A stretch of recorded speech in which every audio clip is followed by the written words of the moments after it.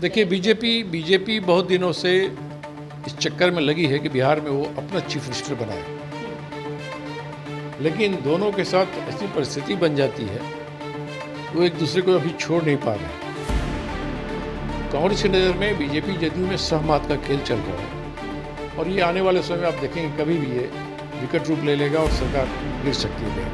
नमस्कार, आप news foundation देख रहे हैं। मैं हूं आपके साथ वंदना।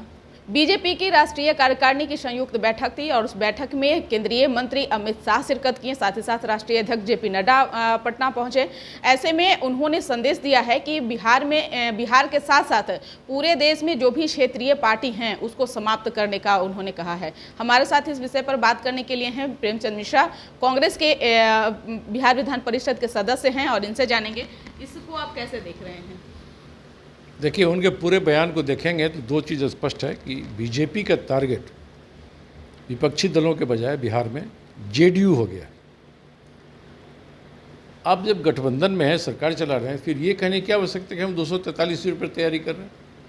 अगर बीजेपी 243 सीटों पर लड़ेगी, जेडीयू के भी अध्यक्ष का बयान आया है कि वही 243 सीटों पर तैयारी कर रहे हैं। ये समझने को पर्याप्त है कि बीजेपी जेडीयू में कुछ भी ठीक ठाक नहीं है। कभी भी यहाँ ये सरकार के ऊपर एक प्रश्न चिन्ह खड़ा हो सकता है। और जो बयान जेपी नड्डा के आए हैं वो स्पष्ट करता है कि ज़बरदस्त गांठ इन दोनों दलों के बीच में है। उनका बयान का अगर निहितार्थ निकालेंगे तो लगेगा कि वो बिहार पटना के दौरे पर आए, बिहार वासियों को तो कुछ नहीं दिया। जन समस्याओं को लेकर उन्होंने एक शब्द नहीं कहा, ना अमित शाह जी ने एक शब्द कहा। गृह मंत्री हैं, बहुत प्रभावकारी आदमी हैं, लेकिन बिहार को लेकर कुछ नहीं कहा। जेपी नड्डा का हाल देख लिया, पटना यूनिवर्सिटी में छात्रों ने कितना विरोध किया, गो बैक के नारे लगाए गए। क्यों? क्योंकि आपकी सरकार ने, आपके प्रधानमंत्री ने झूठा आश्वासन बार बार दिया और पटना यूनिवर्सिटी को केंद्रीय विश्वविद्यालय का दर्जा तक नहीं दिया। बिहार को स्पेशल स्टेटस के बारे में कोई बात नहीं कही गई। बेरोजगारी पर कोई सवाल का जवाब इन लोगों ने नहीं दिया, न कोई समाधान लेके आए। जो परिस्थिति बिहार में है, छात्रों नौजवानों में बड़े पैमाने पर गुस्सा भाजपा के खिलाफ, भाजपा नेताओं के खिलाफ। तो बीजेपी इन आक्रोश को देखते हुए एक साल लाइन लेना चाहती है कि नहीं, हम जेडीयू को भी, क्षेत्रीय दलों को भी खत्म करना चाहते हैं। क्षेत्रीय दल में जेडीयू तो क्षेत्रीय दल ही है। तो एक तरफ आप क्षेत्रीय दलों को समाप्त करने की बात कर रहे हैं, दूसरी तरफ आप अपने सहयोगी जनता दल यूनाइटेड को भी उसके राजनीतिक औकात दिखाना चाहते हैं। मैं समझता हूँ इस विजिट से जो खाई थी बीजेपी जदयू के अंदर वो थोड़ी और गहरी हो गई है और मैं समझता हूँ यह नीतीश सरकार के लिए अच्छे संकेत तो बिल्कुल नहीं।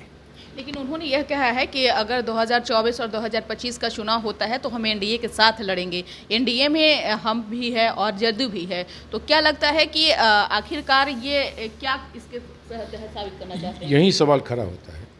आप कहते हैं कि हम दोनों मिलकर लड़ेंगे और फिर कहते हैं सभी सीटों पर अकेले लड़ेंगे, फिर दावा करते हैं कि अभी जो हमारे सीट है उससे ज़्यादा सीट बीजेपी जीत के आएगी। इसका मतलब है कि बीजेपी का टारगेट जेडीयू को छोटा दिखाना है। उसके जो बयान आए हैं जेपी नड्डा के, इवन अमित शाह जी के, वो अलग बात है कि वो कह रहे हैं कि हम मिल के लड़ेंगे। जब गठबंधन में सरकार चला रहे हैं तो अभी कैसे अनाउंस कर दें कि हम मिल के नहीं लड़ेंगे? वो तो मजबूरी है। लेकिन आप सभी सीटों पर तैयारी क्यों कर रहे हैं? आपके नेताओं को सब जगह आपने कैंप करने को क्यों बोल दिया है? सब विधानसभा क्षेत्र में काम करो। तो ये परिस्थितियाँ कोई अच्छे संकेत नीतीश कुमार जी के लिए, जेडीयू के लिए, एवं वर्तमान बिहार सरकार के लिए बिल्कुल नहीं है। क्या लगता है कि इसके तहत जो है बिहार में कुछ ऐसा बीजेपी द्वारा खेला होने वाला है या फिर कुछ और राजनीति इसके? देखिए, बीजेपी बहुत दिनों से इस चक्कर में लगी है कि बिहार में वो अपना चीफ मिनिस्टर बनाए, लेकिन दोनों के साथ ऐसी परिस्थिति बन जाती है वो एक दूसरे को अभी छोड़ नहीं पा रहे हैं। कांग्रेस की नज़र में बीजेपी जदयू में सहमत का खेल चल रहा है और ये आने वाले समय में आप देखेंगे कभी भी ये विकट रूप ले लेगा और सरकार गिर सकती है बिहार में। एक तरफ तो जदयू का भी कहना है कि हम पार्टी में अलायंस जरूर हैं, लेकिन ये कई 50 साल तक के निर्भर रहेगा, ये तो बात की बात है। लेकिन एक तरफ अमित शाह और जेपी नड्डा आए और इस तरीके का बात करके जाना, क्या लगता है कि आगे की राजनीति को आप कुछ उलटफेर हो सकता है क्या? देखिए, भारतीय जनता पार्टी के नेताओं के बयान से इतना स्पष्ट हो गया है कि वो अपने पर्सनल पार्टी के एजेंडा पर चल रहे हैं। वर्तमान गठबंधन की सरकार सुचारू रूप से चले, यह उनका पर्पस नहीं लगा। उनका पर्पस है कि बीजेपी को कैसे और आगे बढ़ाएं, बीजेपी की ताकत कैसे बढ़ाएं। तो बीजेपी की ताकत जब बढ़ेगी, स्वाभाविक है वो जेडीयू की ताकत को कम करना चाहते हैं, गठबंधन को कम करना चाहते हैं, कमज़ोर करना चाहते हैं। यही परिस्थिति बिहार में विपक्षी दलों के लिए एक अवसर देता है। और मेरा मानना है कि आने वाले समय में आप देखेंगे बिहार की विपक्षी पार्टियां एक और बड़ी ताकत के रूप में उभरेंगी और बीजेपी जदयू में जो कॉन्फ्लिक्ट है, भीतरी द्वंद्व है, उसका फायदा विपक्ष की पार्टियों को मिलेगा। क्या क्षेत्रीय पार्टियों को समाप्त करने की बात बीजेपी के द्वारा कहा गया है, तो क्या इससे सबक लेगी?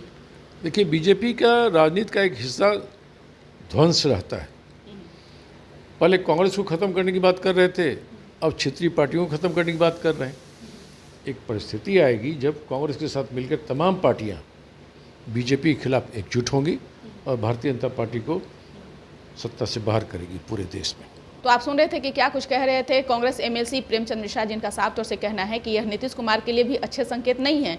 और साथ ही साथ जो क्षेत्रीय पार्टियों को लेकर के बीजेपी का कहना है, तो यही एक दिन क्षेत्रीय पार्टी एकजुट होकर के बीजेपी को सत्ता से बाहर करने का काम करेगा। इस पर बस इतना ही। बने रहिए न्यूज़ 4 नेशन के साथ। धन्यवाद।